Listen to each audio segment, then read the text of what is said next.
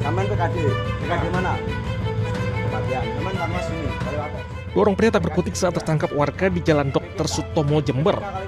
Mereka diamankan setelah warga curiga dengan sebuah mobil berhenti di depan salah satu rumah saat tengah malam. Warga sempat menginterogasi keduanya sebelum menggeledah barang bawaan mereka. Warga menemukan satu karung gula yang diduga akan dibagikan untuk warga agar mendukung paslon tertentu. Uang tersebut kemudian dibawa warga ke Bawaslu untuk mempertanggungjawabkan perbuatannya. Oh itu. Ya akhirnya pulang, nggak taunya anak-anak kok kenal sama supirnya itu. Gitu loh. Terus di dalam mobil ada apa? Kurang paham, yang taunya sudah ada gula deh Pak. Ada gula ya.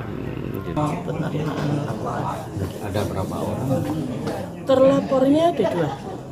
Itu barang bukti yang diamankan. Barang bukti yang ada di sini tadi ada gula 1 karung, terus ada beberapa bukti video-video dan juga foto. Hingga kini dua pria itu masih diminta keterangannya di Bawaslu terkait aktivitasnya di tengah malam yang kemudian ditangkap warga saat hari tenang pemilu. Dari Jember, Jawa Timur, Bambang Sugiharto melaporkan.